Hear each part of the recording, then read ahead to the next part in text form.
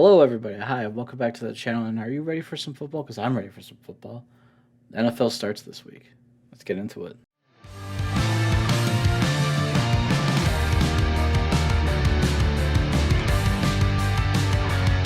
Obviously, college football happened this past weekend. Week one, I know that technically it happened 2 weeks ago too, but officially week one was last weekend.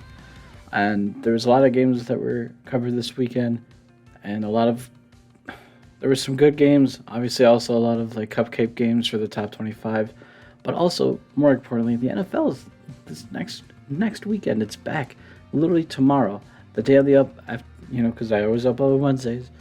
Tomorrow, Thursday, kickoff starts. We got the Chiefs and the Lions. Huge game. Honestly, I think it's going to be a lot closer than people realize because I think the Lions are going to be a way better team, and I honestly hope it's going to be a close game, but honestly, it's also the Chiefs. So, who knows? That's besides the point. Let's get into college football this past weekend because there were some great games. There's two that I want to highlight, also the Gophers, because I'm a Minnesota sports fan. So we'll start with Minnesota. That was an insane game. I was there. I got to witness the game-winning kick.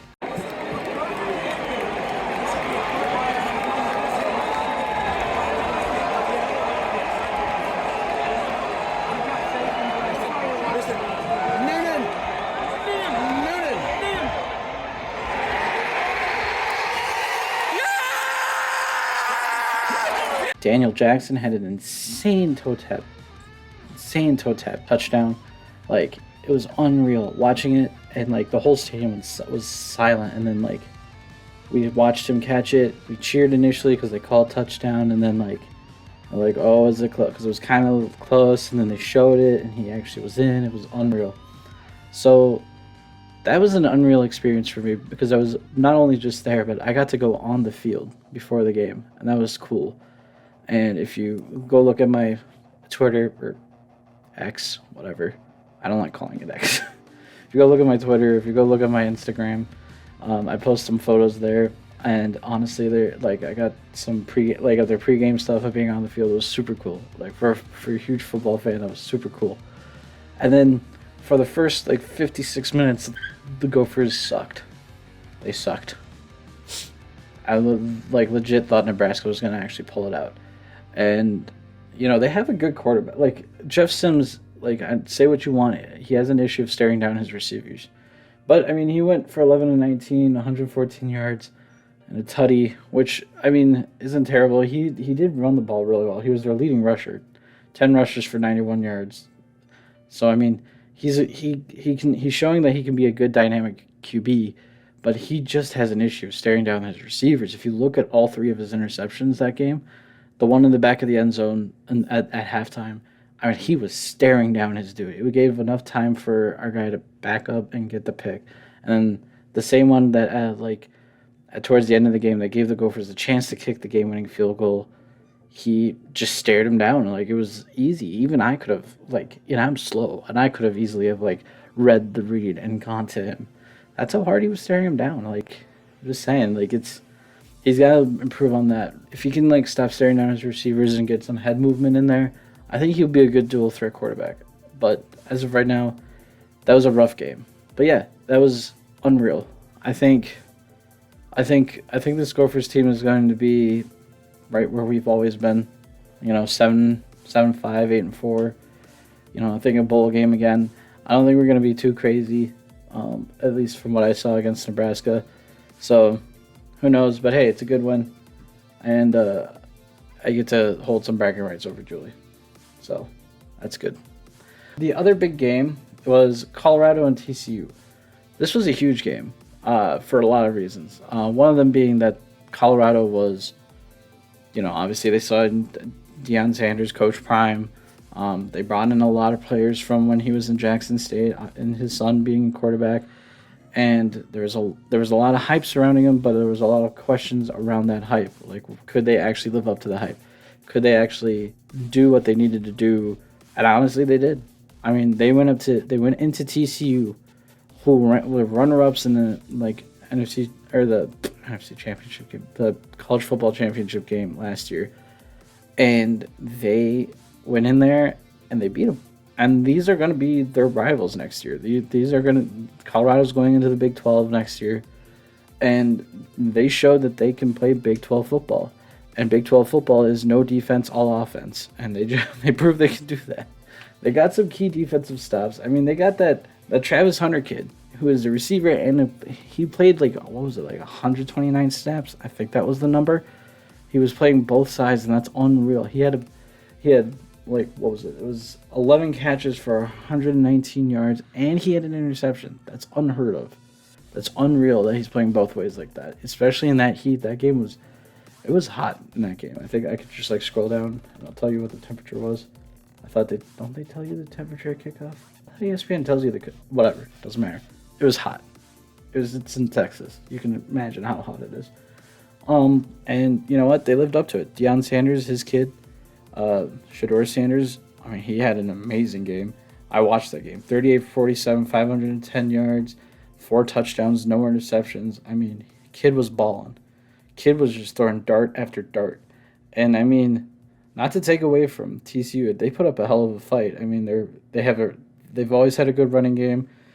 Trey Sanders had like 3 touchdowns, but only 46 yards rushing. It seems like he's their like close yardage carry guy. And then their home run dude was Amani Bailey. He had like 14 yards, 14 attempts, 164 yards. So they had a good offensive showing. They just couldn't stop them on defense. And I mean, that's the Big 12 for you. They'll light up the scoreboard and play no defense. So I mean, it's really good for Coach Prime. I think they lived up to the hype. We'll see if they can continue. They go to Nebraska. Yeah, I believe they go to Nebraska next week, and that's going to be a tough one for Nebraska. So we'll see. I think Colorado might actually, for the past few years, they've been pretty rough around the edges. So honestly, I think that they might actually get to a bowl game and maybe even further down the road. So we'll see. And then the other big college football game happened on Sunday, and that was the LSU Florida State game. That was a huge game, a 5 versus 8. LSU was pretty heavily favored, and they just didn't show up. They just did not show up. Florida State was the better team all the way through. Jordan Travis threw for 340 yards, 4 touchdowns, 1 interception. I mean, he was lights out. He was pretty good, and they had a lot of good stuff going for them. I think Florida State might actually be back again. I think they might be top 4. They might be in the top 4 teams this year. So, I mean, I look for that. I think Florida State's going to be good. This was a huge game. I watched it. It was a lot of fun to watch. It was fun to see like really good college. It's just fun to watch college football again. It was fun to watch good games again. And I mean, like the rest of the top 25. I mean, they had like a lot of cupcake schedules. You can look at the top here. Notre Dame played Navy 42-3. Oklahoma won 73-0. Michigan won 30-3. What was it? Oregon won like 81-7. I feel sorry for that poor duck, the poor mascot. He had to do 546 push-ups because they do the thing where the push-ups up to the amount of score. That poor dude was dead. That man still can't feel his arms. It's Wednesday and he still can't feel his arms. Like, man, it's just like, So that poor duck. But yeah, they won 81-7. K-State won 45. Yeah, like a lot of these guys, a lot of the top 25 played some cupcake games. So it was fun to see that they sprinkled in some good ones, at least thankfully. But you know what? College football's back. College football, some would argue, is a lot more fun than the NFL because these kids have a lot to play for. I still love the NFL. And speaking of the NFL, we're going to do pick'ems. And this is how we're going to do the pick'ems. These are Sam's picks. Don't forget, he still picks these games. But these are his decisions over on ESPN. And you can go play this. It's for free. I'm not sponsored by ESPN, obviously, but it's a lot of fun to do. So we'll just go through these picks real quick. Obviously, we have tomorrow's game, Kansas City versus Detroit Lions. And that's going to be a good one. I think this, I know the metric here says that 93% pick the Chiefs, and I mean, it's easy to pick the Chiefs. I picked the Chiefs. Well, sorry, Sam picked the Chiefs. Sorry, buddy. I mean, the Chiefs just have so much pedigree. I mean, they have Pat Mahomes, they have Travis Kelce, Anthony Reid's a hell of a coach. But I mean, don't discount those Lions. Dan Campbell's got them playing. and they have Jared Goff, they have Amon-Ra St. Brown.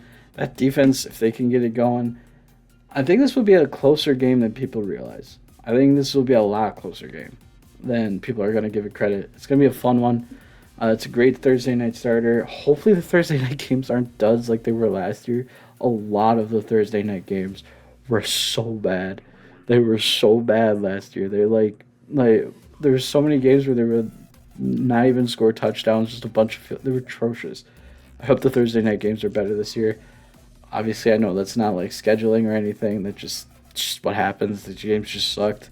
It was just kind of a weird thing that every Thursday night game sucked. Yeah, hopefully it'll be a little better. And then the next one's, and I think it's a coin flip. Honestly, it's Sam's going with Atlanta. I mean, pick your poison. This will be interesting to see because like you want to. The NFC South is going to be like talked about in our last video. The NFC South is going to be very interesting and very wide open. All four teams have a chance. All four teams have a chance, and I genuinely think Atlanta is probably going to. It's going to be sneakier than a lot of people want to give them credit for. I think Carolina is going to be the better team overall, but I think out of the gate, I think Atlanta might take this one because it's going to be at home. I think with all the hype of the NFL starting, and I think I'm going to take Atlanta at home. I wanted to say it's going to be hard picking against home teams, but and then the next two picks I don't have the home team winning, but listen. So Sam has the Bengals over the Browns, and I think that's pretty self-explanatory. The Bengals offense is insane. I think it being a rivalry game makes it a little closer just because the Browns are going to probably play the Bengals hard. But I think it's going to be Bengals all the way. And, I mean, I hope so because I have Jamar Chase in my fantasy league. I also have Patrick Mahomes in my other league. Like, I have like 4 different fantasy leagues. I should show you. I should just post pictures of my fantasy leagues. But, it is what it is. I think the Bengals are just the better team. Not much to say there. And then same with the next game. I mean, Jacksonville's just that offense is just too crazy. That defense. If the defense hasn't improved for the Colts like last year, I think Jaguars are gonna walk over this game. It's gonna be a rough season for the Colts. I think, especially if they don't have the running back. I mean, they have Anthony Richardson in the QB, but he's a rookie. Who knows how he's gonna be? I think it's gonna take a few games for all the rookie quarterbacks to get acclimated. I mean, I might be wrong. Who knows? I mean, Anthony Richardson could go out and ball, and good for him if he does. But I'm just saying, as of right now, from what we know about Jacksonville's offense, that's just a cakewalk. And then we have Minnesota. Me and Sam are going with the Vikings, obviously. I'm not going to be a homer and pick the Vikings every single week. I'm like next week against the Eagles, I'm probably going to pick the Eagles if I'm honest. But this one, I think Tampa just got too many problems right now. They've got, not anything against Baker. He has something to prove, and I think that might be their fun. Like if he's going out there and he's going to ball, they might have he's going to play with a chip on his shoulder. But like, I don't know. I think Tampa's just not going to have it enough to stop the Vikings offense. And we'll see how good the Vikings defense is under Brian Flores. A lot of people are saying this is going to be a lot better defense. And honestly, we just need like a top 25, like I've always said. Not top 25, top 15, top 20 even. But, just better than last year. And we'll be fine. So I think the Vikings are going to open up with a win. Sam seems to agree with me. So then the next one, I mean, it's the Saints and Titans. I think the Saints fundamentally are a better team than the Titans. I think the Titans are kind of trying to figure themselves out right now, trying to figure out what they're going to be. They still don't. I think they drafted a few receivers. I don't know if they had. I mean, obviously they have the Andre Hopkins down. Where's Ryan Tannehill at with all the injuries? Where's Derrick? Is Derrick Henry still going to be able to carry the load? Which obviously he's a baller, but we'll see. I mean, honestly, I think this is going to be a close game. I see the Saints winning because it's at their home, but like, I don't know. It'll be close. I mean, I think this next one is going to be a really good game.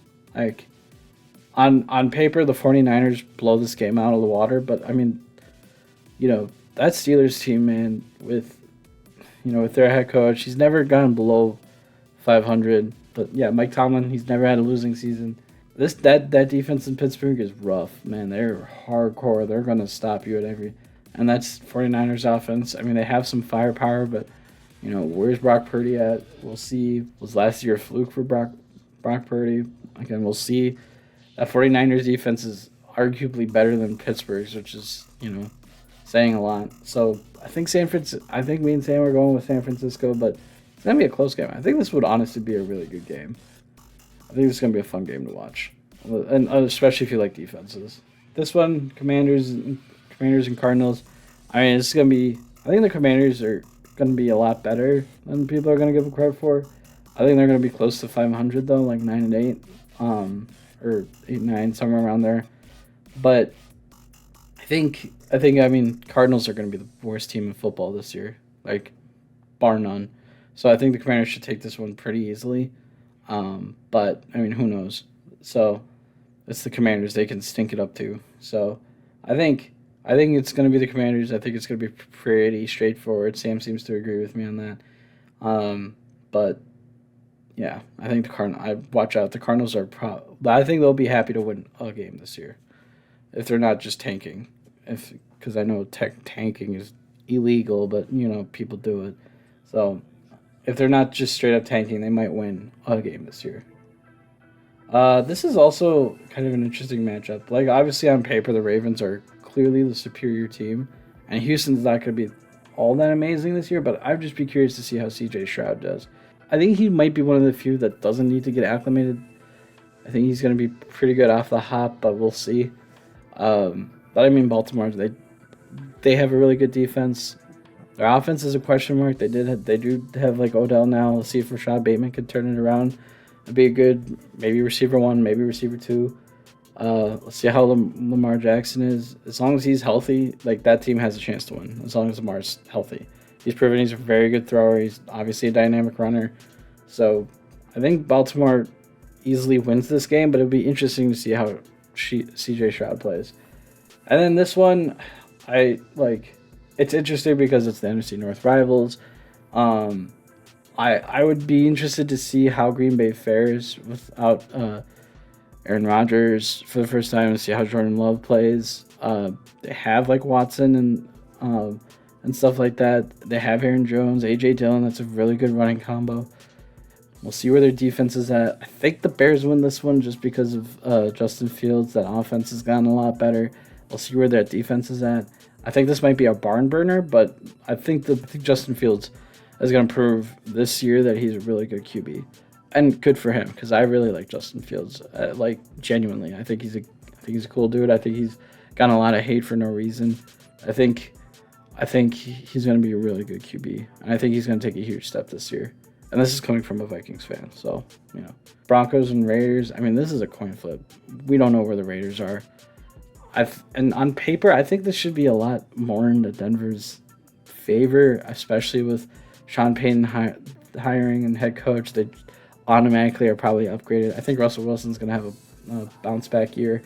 I genuinely in all 4 of my drafts, Russell Wilson wasn't even taken.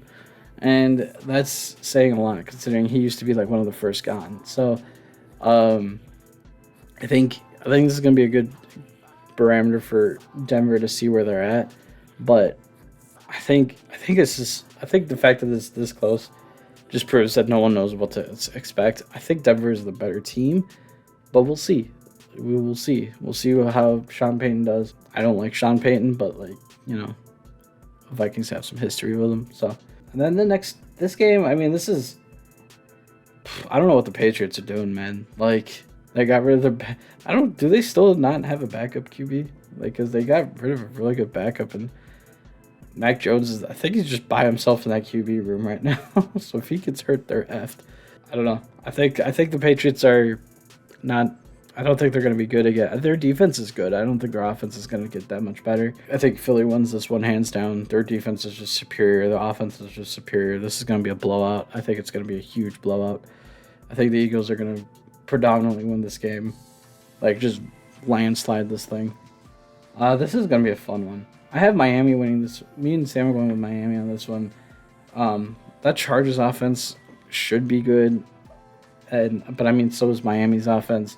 This is also going to probably be a barn burner, and I think that's why it's so close, because what offense is going to show up? If they both show up, by how many points is this game going to go? This might be the Rams Chiefs game like a few years ago where it was like 49-52 or whatever. It's gonna be a barn burner, I think. So I think it's just gonna be what defense can make a stop. So I think Miami has the better defense overall, but we'll see. So I think Miami wins this game. It's like my only other like technically upset pick. But then we go into Seattle and the Rams. I think the Rams are just. I think they're just strapping in for the long haul. Like they sunk, they threw everything at the kitchen sink to win the Super Bowl a few years ago, and they're still paying the price. Seattle's just, I think, the better team overall. They got a good QB play. They got some new toys in the receiving and running back game. I think they're gonna just be, a way better team. I think they got some key pieces on defense, and I think they're gonna be even better than they were last year. So I think this is a cakewalk for them.